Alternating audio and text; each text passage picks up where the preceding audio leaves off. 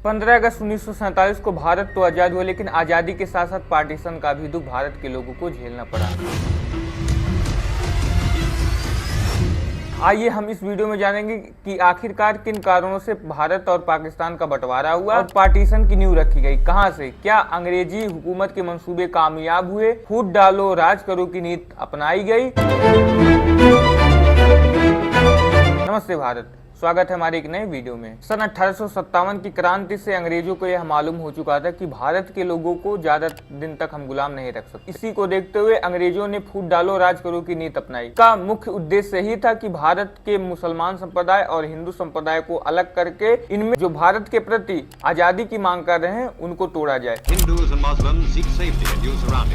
इसी को देखते हुए सन 1906 में बंगाल का विभाजन का प्रस्ताव लाया गया।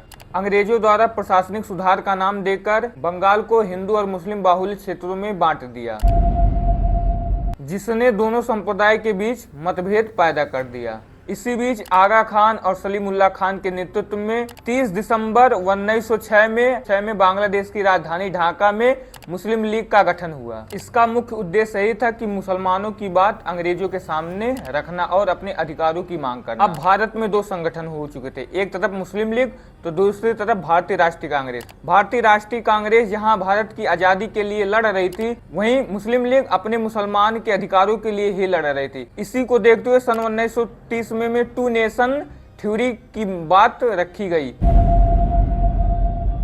और उस समय के कवि अल्लामा इकबाल ने मुसलमानों के लिए एक अलग राष्ट्र की मांग की। इसके बाद चौधरी रहमत अली ने 1933 में पाकिस्तान शब्द का नाम गढ़ा। 23 मार्च 1940 में मोहम्मद अली जिन्ना की अध्यक्षता में हुए मुस्लिम लीग के लाहौर अधिवेशन में पहली बार प्रस्ताव पारित किया, मुसलमानों के लिए एक अलग देश की औपचारिक मांग की। डायरेक्ट एक्शन डे सन 1946 कैबिनेट मिशन योजना के विफल होने पर मुस्लिम लीग 16 अगस्त 1946 को डायरेक्ट एक्शन डे बुलाया, यानी अप्रत्यक्ष कार्रवाई दिवस। इसके कारण पूरे देश में सांप्रदायिक दंगे होने लगे। इसको देखते हुए यह कंफर्म हो चुका था कि अब भारत का बंटवारा होना सुनिश्चित हो चुका। 3 जून 1947 को लॉर्ड माउंटबेटन के द्वारा प्रस्तुत योजना माउंटबेटन योजना के तहत भारतीय स्वतंत्रता अधिनियम 1947 पारित किया गया। 3 जून 1947 को शाम 4 बजे ऑल इंडिया की रेडियो पर एक आवाज गूंजी थी, इंडिया के आखिरी वायसराय माउंटबेटन की। उन्होंने कहा ब्रिटिश इंडिया छोड़ रहे हैं और 15 अगस्त 1947 को भारत को आजादी मिल जाएगी।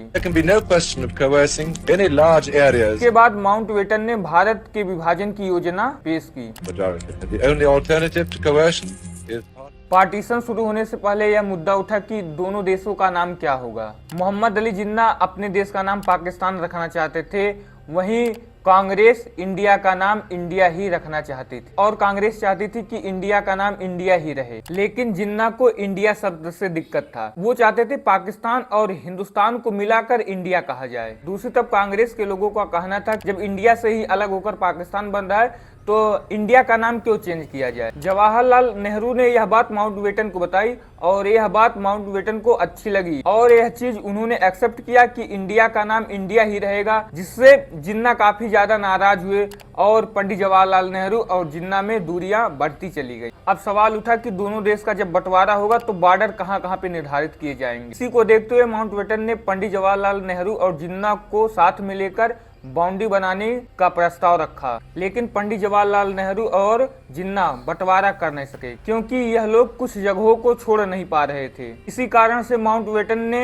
लंदन के सबसे मशहूर वकील रेडक्लिफ को भारत बुलाया, जिसका इंडिया से कोई लेना देना नहीं था, न कभी उन्होंने इंडिया देखा था। विभाजन की रेखा खींचने के लिए रेडक्लिफ को केवल 5 सप्ताह का टाइम दिया गया था। जिन जगहों पर विभाजन रेखा बनानी थी, न ही उनके पास पर्याप्त समय था कि वह उन जगहों को देख लें। इसलिए रेडक्लिफ की मदद करने के लिए माउंटबेटन ने 4 लोगों को नियुक्त किया था, जिनमें से 2 कांग्रेस के लोग थे और 2 मुस्लिम लीग के लोग। बंटवारे का बेसिक क्लियर था, जिन जिन स्थानों पे मुसलमान पॉपुलेशन ज्यादा था वो पाकिस्तान में चले जाएं और जिन जिन जिलों में हिंदू और सिख पॉपुलेशन ज्यादा था वो इंडिया में ही रहेंगे। रेडक्लिफ के लिए विभाजन करते समय 2 शहर बड़ी मुसीबत बन रहे थे, एक कलकत्ता और दूसरा लाहौर। कलकत्ता को तो ही इंडिया में रेडक्लिफ ने दे दिया था क्योंकि यहाँ पर हिंदू पॉपुलेशन ज्यादा थी, लेकिन लाहौर में 5 लाख हिंदू 1 लाख सिख और 6 लाख मुसलमान थे। सबकी संख्या बराबर थी, इसीलिए रेडक्लिफ ने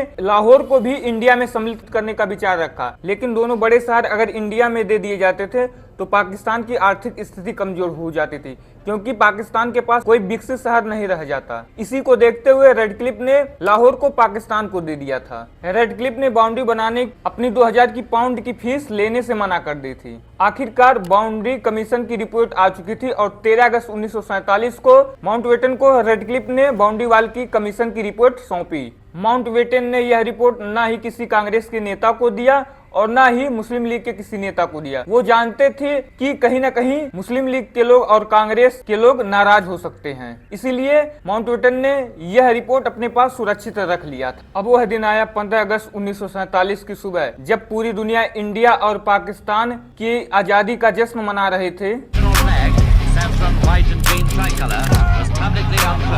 लेकिन लोगों को यह पता नहीं था हम किस देश में रहकर आजादी का जश्न मना रहे थे। यहाँ तक कि उस समय डिस्ट्रिक्ट मजिस्ट्रेट को भी नहीं मालूम था कि हम रिपोर्ट कराची में करें या दिल्ली में।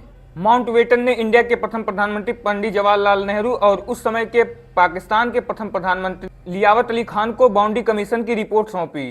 बाउंड्री कमीशन की रिपोर्ट पढ़ने के बाद दोनों प्रधानमंत्री जब ज्वाइंट मीटिंग की सेक्शन में आते हैं तो माउंटबेटन के सामने बहुत नाराज होते हैं, क्योंकि नाराजगी कई चीजों को लेकर था। लेकिन सबसे बड़ी कंट्रोवर्सी थी एक छोटे से शहर को लेकर, गुरदासपुर, जहां पर मुस्लिम पॉपुलेशन बहुत ज्यादा था। लेकिन रेडक्लिफ ने इसको इंडिया में ही सम्मिलित कर दिया था। 17 अगस्त 1947 को बाउंड्री वाल कमीशन की रिपोर्ट अब पब्लिक के सामने यानी जनता के सामने रखा गया। इसका पंजाब में सबसे बड़ा माइग्रेशन देखने को मिला, जहां पर 50 लाख सिख और हिंदुओं को पाकिस्तान के पंजाब में छोड़ दिया गया था, वहीं 50 लाख मुसलमानों को इंडिया के पंजाब में छोड़ दिया गया था। अब इन सबको अपना घर छोड़ के दूसरे देश जाना था। सरकार शांति बनाए रखने के लिए पंजाब बाउंड्री कमीशन फोर्स का गठन किया, जिसमें लगभग 50,000 जवान तैनात थे जो लाइन ऑर्डर मेंटेन कर रहे थे।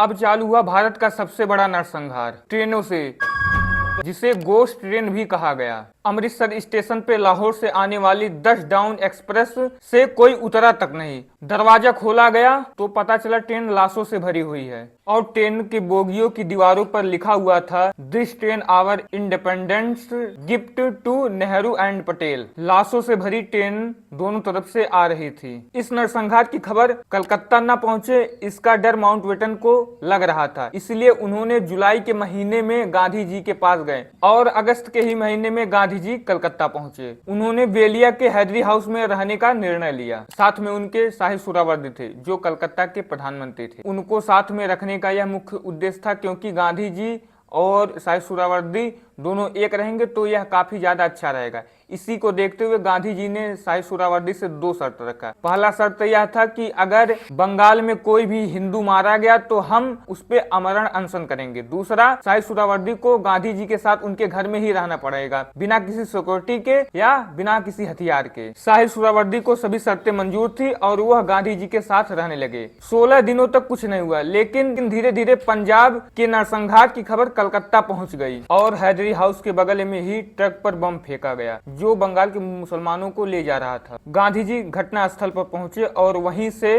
उन्होंने अनाउंसमेंट किया कि वो आमरण अनशन करेंगे और 1 दिसंबर 1947 को रात में उन्होंने अपना आमरण अनशन चालू कर दिया। लेकिन वो 3 दिन के ही अंदर बहुत कमजोर हो चुके थे। यह खबर पूरे कलकत्ता में फैल चुकी थी कि गांधी जी की तबीयत बहुत खराब हो चुकी है। हिंदू और मुस्लिम एक हो गए थे और घर घर जाकर वायलेंस रोकने के लिए अपील करने लगे। इसके बाद 4 सितंबर 1947 को 73 घंटों के बाद गांधी जी ने अपना आमरण अनशन तोड़ा। भारत के विभाजन के समय लगभग सरकारी आंकड़ों में 5 से 10 लाख लोग मारे गए थे। सन 1947 में पूरे अखंड भारत में कुल 565 रजवाड़े थे। 3 जुलाई 1947 को जब ब्रिटिश ने अनाउंसमेंट किया कि वो भारत छोड़ के जा रहे थे, तब कुछ राजाओं ने अपना देश बनाने के लिए सपना देखना शुरू कर दिए थे। सरदार पटेल जानते थे कि सभी रजवाड़े अगर अपना देश बना लिए तो भारत कभी भी सरवाइव नहीं कर सकता। इसीलिए सभी स्टेटों को भारत में मिलाने के लिए स्वयं जिम्मेदारी ली। इनका साथ माउंटबेटन भी देने लगे और साथ में मिलकर सभी राजाओं को इंडिया में विलय करने के लिए प्रस्ताव रखने लगे। उस समय माउंटबेटन के एडवाइजर बीपी मेमन ने एक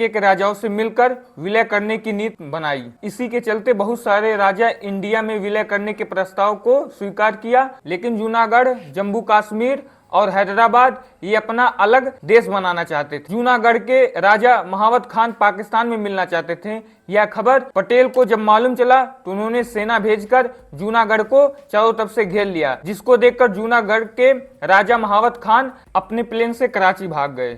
9 नवंबर 1947 को पब्लिक वोट करा के जूनागढ़ को इंडिया में विलय करा दिया गया। इसी तरह हैदराबाद को ही इंडिया में विलय करा दिया गया। जुलाई 1947 में माउंटबेटन कश्मीर के राजा हरि सिंह से मिलने गए। उनके सामने प्रस्ताव रखा कि आप अगर पाकिस्तान में मिलना चाहते हैं तो पाकिस्तान में मिल जाए, या अगर आप इंडिया में मिलना चाहते हैं तो इंडिया में मिल जाए। लेकिन हरि सिंह ने यह प्रस्ताव रखा कि वो स्वतंत्र होकर कश्मीर देश बनाएंगे। माउंटबेटन के समझाने के बाद भी हरि सिंह माने नहीं। इसी का फायदा उठाते हुए जिन्ना ने पठानी कवालियों को कश्मीर को कब्जा करने के लिए भेज दिया। कश्मीर में हमला करा दिया। 24 अक्टूबर 1947 को महूरा स्टेशन को काबलियों ने बम से उड़ा दिया। यह देखकर राजा हरि सिंह ने तुरंत इंडिया सरकार से मदद मांगने लगे। इसी मदद का ऑफर देते हुए उस समय के प्रधानमंत्री पंडित जवाहरलाल नेहरू ने हरि सिंह के साथ प्रस्ताव रखा कि आप भारत में विलय कर लें। 26 अक्टूबर 1947 को इस प्रस्ताव को हरि सिंह ने स्वीकार किया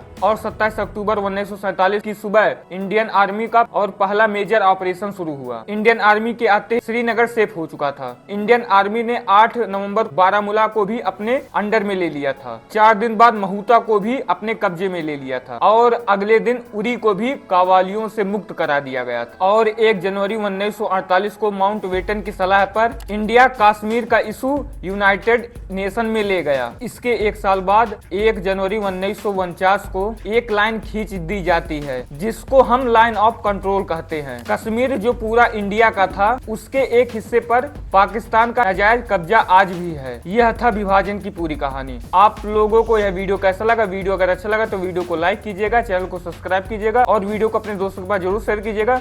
दोस्तों मिलते हैं ऐसे ही जानकारी लेके, तब तक के लिए आप सभी को नमस्ते भारत।